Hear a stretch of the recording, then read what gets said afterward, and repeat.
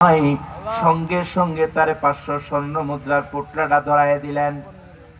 ইমাম কাজী আবু বকর চিন্তা করতেছে, মনরে তুই কি এমন কামল করলি যার কারণে তোর 500 স্বর্ণ মুদ্রা নেওয়া লাগবে?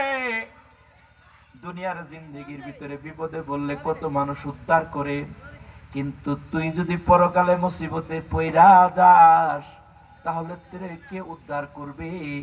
মন রে, তুই একটা আমানত রক্ষা করেছিলি, মালিক খুশি হয়ে তোরে 500 স্বর্ণ মুদ্রা দিতেছে। আর যেই মহান মালিক আমানত রক্ষা করার দায়িত্ব দিয়েছে, না জানি ওই আল্লাহ কত বড় মহা পুরস্কারের ব্যবস্থা করবে। মন রে, আজকে তুই কঠিন অবস্থায় আছস, কিন্তু পরকালে তুই কঠিন অবস্থায় পড়লে তোরে কেউ সহযোগিতা করবে না। এই মন, তুই যদি এই মুহূর্তে দুনিয়ার ভালোবাসা ত্যাগ কইরা পরকালকে প্রাধান্য দেস, তাহলে হতে পারে আল্লাহ তোরে মহা পুরস্কার জান্নাতের ভিতরে দিয়ে দিবে। আওয়াজ করে বলা যাবে কি সুবহানাল্লাহ। মনের সাথে এগুলা যুদ্ধ করতেছে। একটা পর্যায়ে ইমাম কাজী আবু বকর 500 স্বর্ণ মুদ্রা মুরব্বীর হাতে তুলে দেয়। মুরব্বী বাবা, এটা দেওয়া লাগবে না। মুরব্বী বলতেছে, এটা হাত দিয়ে এটা গ্রহণ করে, এটা সুন্নত। কয় না না, এটা গ্রহণ করব না। মুরব্বী নাসুর বান্দা সারে না। মুরব্বী ডাক দিয়ে বলে, তোমাকে এটা গ্রহণ করতেই হবে। ইমাম কাজী আবু বকর গ্রহণ করে না।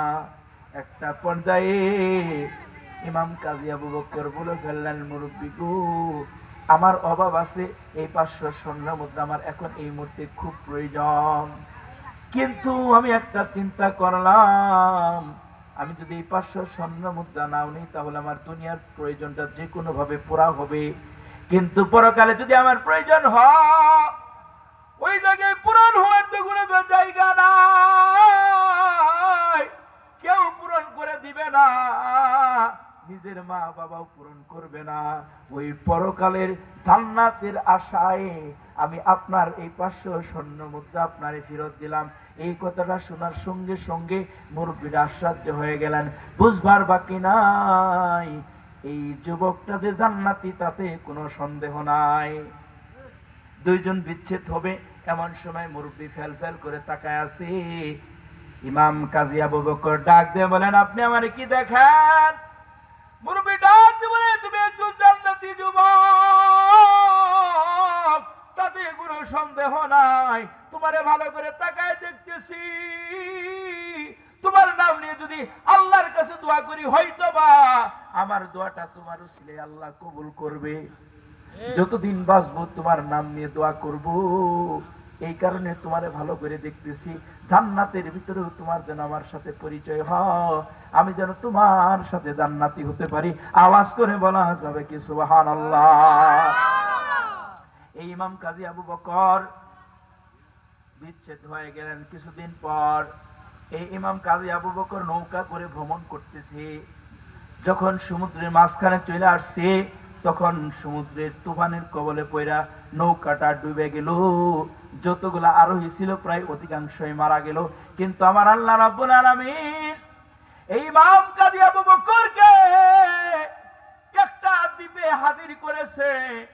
বেহুশ অবস্থায়, অচেতন অবস্থায় দ্বীপে হুশ আসার পর হাঁটতেছে, দেখতে একটা দ্বীপে হাজির হয়ে গেছে।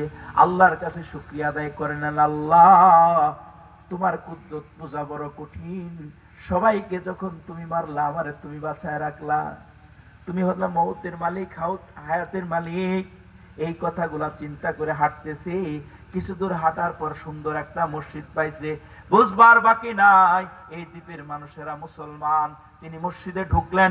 মসজিদে ঢুকে আল্লাহর কালামের তেলাওয়াত শুরু করলেন। সুললিত কণ্ঠ আল্লাহ তাআলা তারে দান করছিলেন। তার কণ্ঠ শুই না আশেপাশে অনেক মানুষ তার তেলাওয়াত শুনতেছে। যখন তেলাওয়াত বন্ধ করছে, দ্বীপের মানুষেরা বলে, হে আগন্তুক, তুমি কে? আপনার বাড়িটা কোথায়? আপনার নাম কি, ঠিকানা কি? আপনি আপনি এখানে কেমনে আসলেন? আপনি তো আমাদের এই দ্বীপের মানুষ না। তখন ইমাম কাজী আবু বকর বলে, ভাই আসলে আমি আপনাদের দ্বীপের মানুষ না, আমার বাড়ি মদিনায়। একসাথে অনেকগুলা লোক জাহাজে করে আসতেছিলাম, জাহাজটা সাগরের ভিতরে ডুবে গেছে, আমি কেমনে যেন এই দ্বীপে হাজির হয়ে গেছি। দ্বীপের সকল মানুষ শুকরিয়া আদায় করলেন, হুজুর আলহামদুলিল্লাহ। আমাদের এই মসজিদের একজন ইমাম ছিল, কিছুদিন আগে মারা গেছে। এই দ্বীপে কোনো আলেম নাই, এখন বর্তমানে ইমাম শূন্য। ওই ইমামের মাধ্যমে আমরা এই দ্বীপের মানুষেরা ইসলামের হুকুম হাকাম পালন করতাম। আমরা বড় এতিম হয়ে গেছি, আলেম না থাকলে আমাদের মসজিদে ইমাম নাই, আমরা আর আপনাকে মদিনায় যাইতে দিব না। আল্লাহ তাআলা আমাদেরকে হেদায়েত করার জন্য আপনাকে এই জায়গায় প্রেরণ করেছে, আপনি আমাদের এখানেই থাকবেন। ইমাম কাজী আবু বকর চিন্তা করলেন, যেহেতু যাওয়ার কোনো উপায় নাই, সুতরাং এখানেই অবস্থান করি। এই চিন্তা করে ইমাম কাজী আবু বকর ওই দ্বীপের অবস্থান করলেন, মসজিদের ইমামতির দায়িত্ব নিলেন। ওই দ্বীপের মানুষেরা সবাই খুশি, সবাই তারে মহব্বত করে। কিছুদিন যাওয়ার পর সকলে মিলে এই ইমাম কাজী আবু বকরের কাছে আসছে, হুজুর আপনি আমাদের ইমাম, আপনি একটা যুবক মানুষ, আপনার বিবাহ শাদীর প্রয়োজন, আর আমরাও একটা বড় দায়িত্বের ভিতরে পড়ে আছি।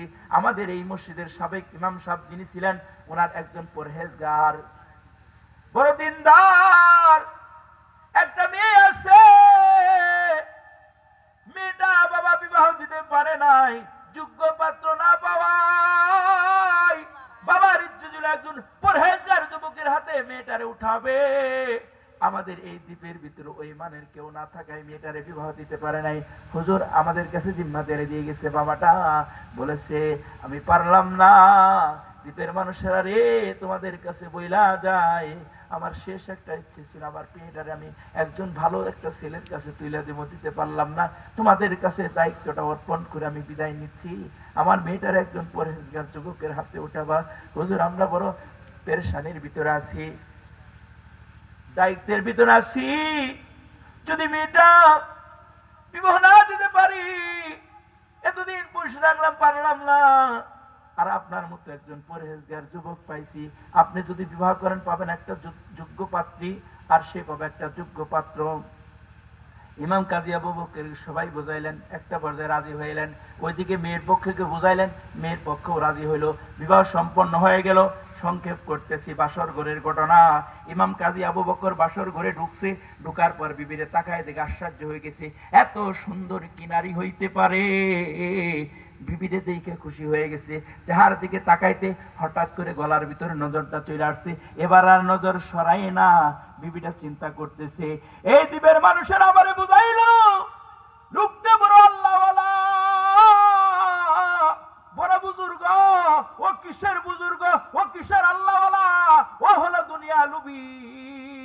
আমার গলার ভিতরে একটা ভালো মানের চেন থাকার কারণে সে আমার চেনের দিকে তাকায় আছে, আমার দিকে তাকায় না। তার মতো লোভী মানুষ নাই।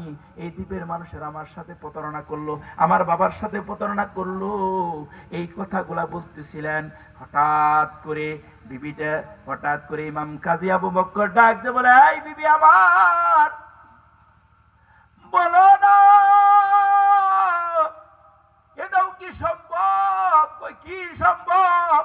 কই তোমার গলার যে হারটা আছে, ওই হারটা আমার বড় পরিচিত পরিচিত মনে হয়, আমি মনে হয় মদিনার কোনো গলিতেই হারটা পেয়েছিলাম।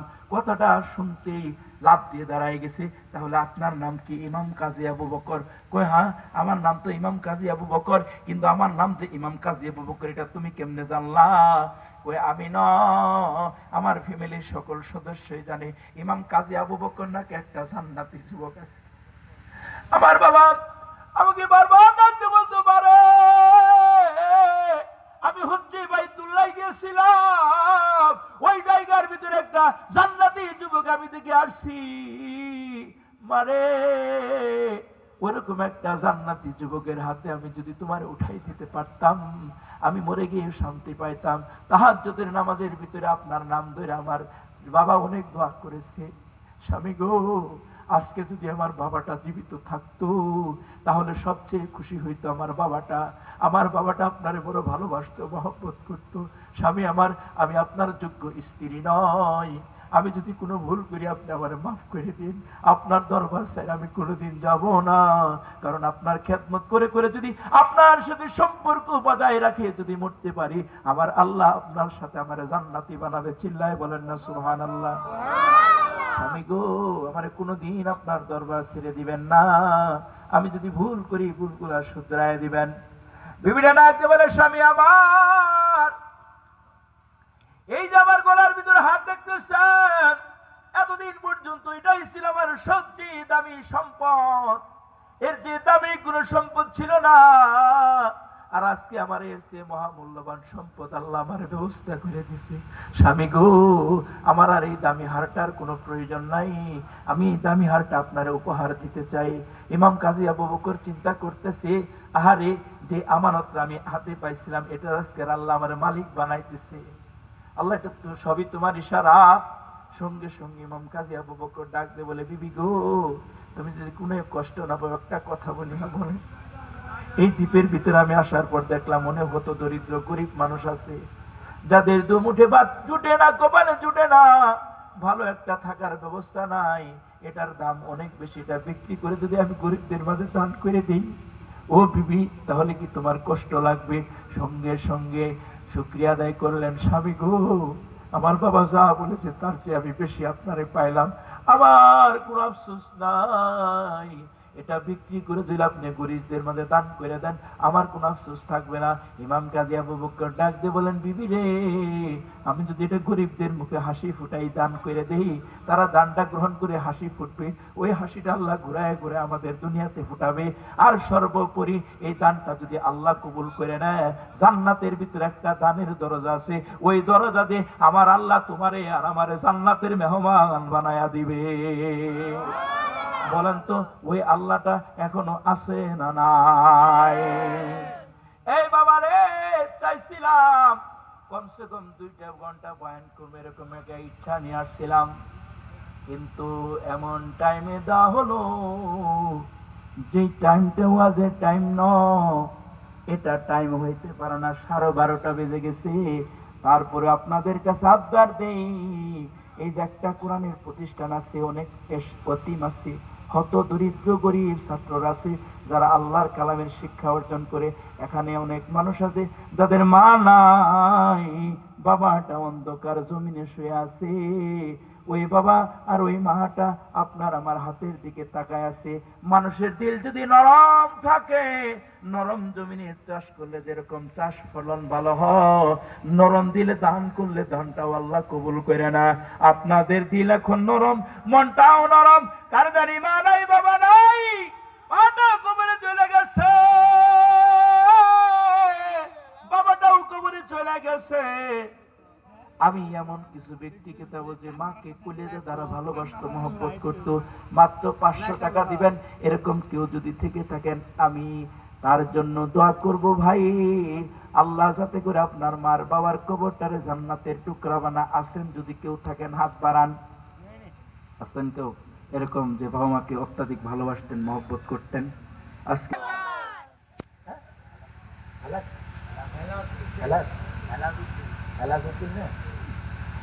হেলাজউদ্দিন ভাই, মহব্বতের ভাই, চাইলাম 500 কলিজা দ্বারা বাবাকে মহব্বত কইরা 1000 টাকা দান করলো। আল্লাহ ভাইয়ের দান কবুল করে মঞ্জুর করো। দানের সংবাদ তুমি মদিনার জমিনে পৌঁছাও। বাবার খবরের আযাব তুমি মাফ কইরা দাও। ভাইয়ের হায়াতটা তুমি লম্বা করে দাও। দীর্ঘ হায়াতের মালিক আল্লাহ তুমি বানায় দাও। আমার মন বলে, এই ভাইটা যদি দীর্ঘ হায়াতের মালিক হয়, লক্ষ লক্ষ টাকার মালিক হয়, তাহলে কোরআনের মাদ্রাসার জন্য কল্যাণ হবে, বাবা মার উপকার হবে। মাওলা গো, ভাইয়ের হায়াতে বরকত দাও, রুজিতে বরকত দাও, আপনজন বাবার জিন্দেগির গুনাহ মাফ করে দাও। আল্লাহ, দানের সংবাদ এই মুহূর্তে মদিনার জমিনে পৌঁছাও। আল্লাহ, তুমি তার দান কবুল কইরা জিন্দেগির গুনাহ মাফ করে দাও। আমিন। আরো কি কোন বাবা মার সন্তান বাকি আছে? আরো কেউ এরকম যাবে, যৌবনে লাগিবে ভাটি, ওই যে দেখো ডাকিতেছে তোমায় কবরের মাটি, ওই যে দেখো ডাকিতেছে তোমায় কবরের মাটি। সন্ধ্যার আগে যেদিন ডুবিবে বেলা, এক পলকে ভেঙ্গে যাবে তোমার রঙ্গেরই মেলা। কারে দিবা জুরি ধমক, কারে দিবা তুমি জুরি ধমক, কার মাথায় ভাঙিবা লাঠি, ওই যে দেখো ডাকিতেছে তোমায় কবরের মাটি। কথা বলেন ঠিক না বেঠিক? আছে না কেউ হিম্মত করার মতো 500-1000 দিয়ে? হারুন ভাই কত হইলো? 5? হ্যাঁ, মাশাআল্লাহ। হারুন ভাই 5000, এরকম তো বেশি লাগে না, মাত্র 10 জন হয়ে যা। হ্যাঁ, হারুন ভাইয়ের মতো 10 জন হিম্মত যুবক এই এলাকার ভিতরে নাই? আছে না নাই? সব ঘুমাই গেছে গা। তাহলে পানা ওয়াইলাম তাগফির লানা ওয়া তারহামনা লানাকুনান্না মিনাল খাসিরিন। রব্বানা লা তুযিগ কুলুবানা বা'দা ইয হাদাইতানা ওয়া হাব লানা মিন লাদুনকা রাহমাতান ইন্নাকা আনতাল ওয়াহ্হাব। আল্লাহ, তুমি জান্নাতের চিত্রটা দিকে তাকাও। রাত্র প্রায় 1টা বেজে গেছে, এখনো তোমার বান্দা বান্দীগুলা জান্নাতের প্যান্ডেল আছে। ওরা কি নিয়ে যাবে আল্লাহ? গুলানি প্যান্ডেলে রুকছিল। আমার এখন পর্যন্ত ভাই বোন গুলা যারা এখনো প্যান্ডেলে রয়ে গেছে, তোমার কাছে দরখাস্ত আল্লাহ, সকলকে নিষ্পাপ বানাইয়া তুমি বাসার ভিতরে ফিরাইয়া দাও। আল্লাহ, আজকের আয়োজনকে তুমি কবুল করে নাও। আল্লাহ, একটা ভাই অসুস্থ, তার জামাইয়ের জন্য সুস্থতার জন্য দোয়া চাইলে সুস্থতার নিয়ামত দিয়ে ধন্য করে দাও। আল্লাহ, অনেকে দোয়া চেয়েছে, সকলের দোয়াকে তুমি কবুল করে নাও। এই এলাকার যুব সমাজেরা যে কোরআনের আশিক, আল্লাহ এই মাহফিলি তার প্রমাণ। আল্লাহ, তুমি আমার এই যুবক ভাইগুলাকে দিনের জন্য তুমি কবুল করে নাও। মাওলা গো, কোরআনের এই প্রতিষ্ঠানটাকে তুমি কবুল করে নাও। আমরা যারা হাত বাড়ায় ধরেছি, আমাদের বাবা দাদা দাদি নানা নানি যারা কবরে আছে, আল্লাহ তাদের কবরগুলোকে জান্নাতের টুকরা বানায় দাও। মাওলা গো, আজকের এই আয়োজনকে তুমি কবুল করো। যারা শ্রমগাম টাকা পয়সা দিয়ে সহযোগিতা করেছে, আল্লাহ তুমি সকলের সহযোগিতাকে কবুল করে নাও। যত আলোচনা হয়েছে, দিলে না আমল করার মতো আমল করার তৌফিক দিয়ে দাও। আল্লাহ, শ্রোতা বক্তা সকলকেই তুমি কবুল করে নাও। মা গুলাকে খাদিজাতুল কুবরা রাদিয়াল্লাহু তাআলা আনহা বানায় দেন। আর এই যারা এখন বসে আছে, আল্লাহ আলী রাদিয়াল্লাহু তাআলা আনহুর মতো ঈমান দান করে দাও। আল্লাহ, সকলকে জান্নাতের ভিতরে স্থান বরাদ্দ দিও আল্লাহ। ও মালিক আল্লাহ, এলাকার যুব সমাজ গুলাকে তুমি কবুল করে নাও। আল্লাহর নবী যেরকম হিলফুজ ফুজুল সংগঠনের মাধ্যমে ইসলামী কর্মকাণ্ড পরিচালনা করেছে, আল্লাহ তুমি এই যুবক ভাইগুলার মাধ্যমে যেন প্রতি বছর একটা করে কোরআনের মাহফিল সুন্দরভাবে আঞ্জাম দিতে পারে, সেই কমিটিটা সুন্দরভাবে সম্পন্ন করার তৌফিক তুমি দান করে দিও। ওয়া সাল্লাল্লাহু তাআলা আলা খাইরি খালকিহি মুহাম্মাদিন ওয়া আলিহি ওয়া আসহাবিহি আজমাইন বিরহমাতিকা ইয়া আরহামার রাহিমিন। আসসালামু আলাইকুম ওয়া রাহমাতুল্লাহ।